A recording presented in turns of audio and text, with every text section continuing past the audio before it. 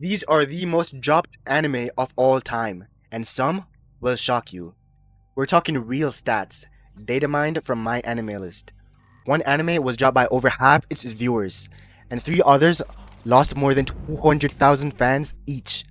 And yes, My Hero Academia made the list.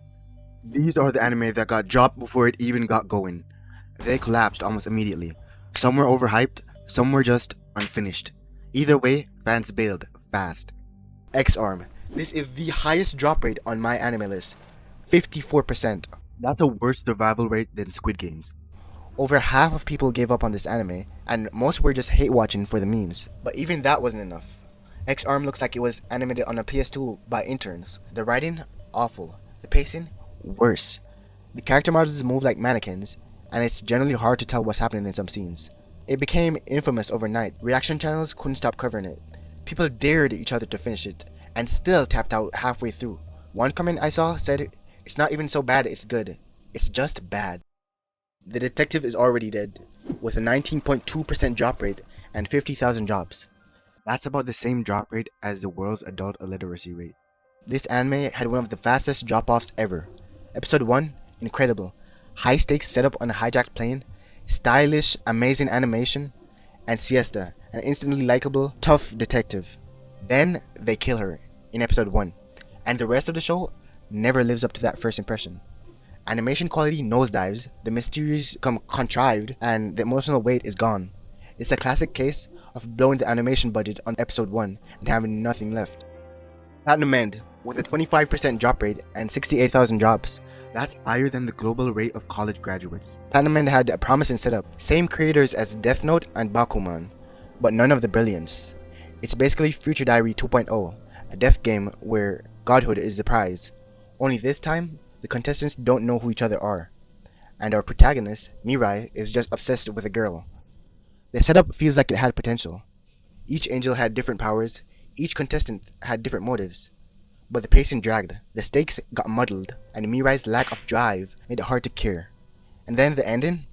A literal baby wins and becomes God, then deletes the universe by killing himself. I wish I was joking. When hype meets chaos. That was painful. But the next three, they should have been great. Amazing setups, killer potential, and still the fandom walked away. Darling in the Franxx with 95,000 drops and a 6.3% rate.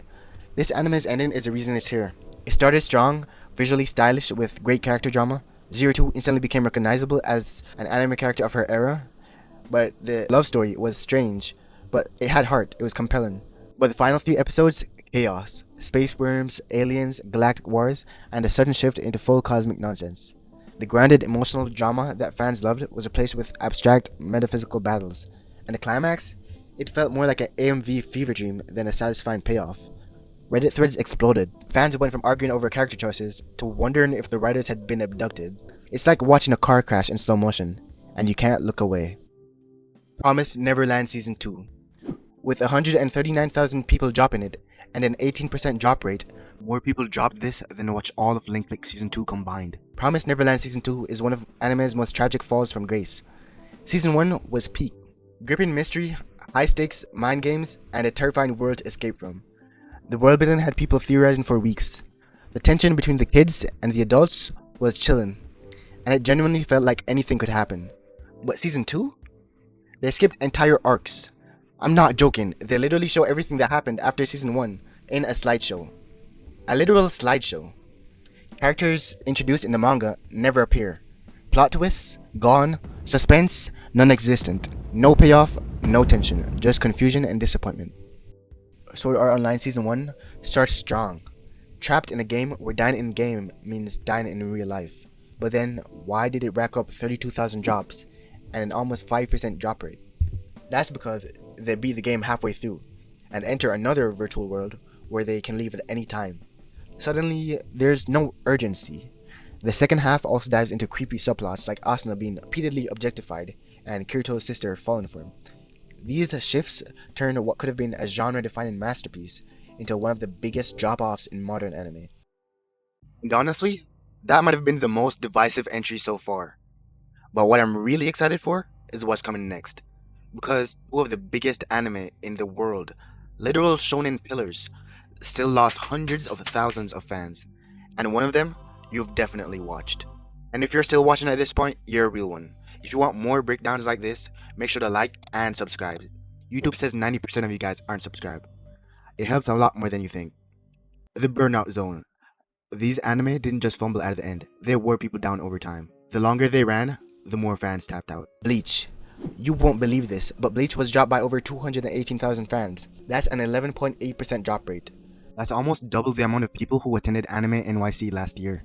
Massive for a series that's this beloved. It had one of the biggest openings in shonen, a stylish protagonist, a killer power system, and some of the most iconic arcs in anime. But then, filler. Entire arcs that contributed nothing to the story. Characters frozen in place while the show spun its wheels. 1 week, you're deep in the Soul Society, and the next, you're watching a mod soul chase a stuffed animal for 22 minutes. The pacing, especially during the original run, made it easy for fans to burn out, and once you drop a long run in shonen, it's hard to come back. Fairy Tail dropped by over 200,000 people with a 12.8% drop rate. That's more drops than all of Tokyo Ghoul's seasons combined. Fairy Tail drew fans in with its popularity, but many couldn't get past the endless fan service and power friendship battles. The magic system had no real limitations. Characters won fights through speeches, and arcs often ended with Deus Ex Machina. For some, it was a comforting formula. For others, it was exhausting. And after dozens of arcs that ended the same way, with the same speeches and the same last-second power-ups, it wore people down. If you've seen one arc, you've kind of seen them all. My Hero Academia, all seasons. With over 178,000 jobs and a noticeable 1.5% rate across 6 seasons, MHA's drop-off wasn't sudden, it was steady.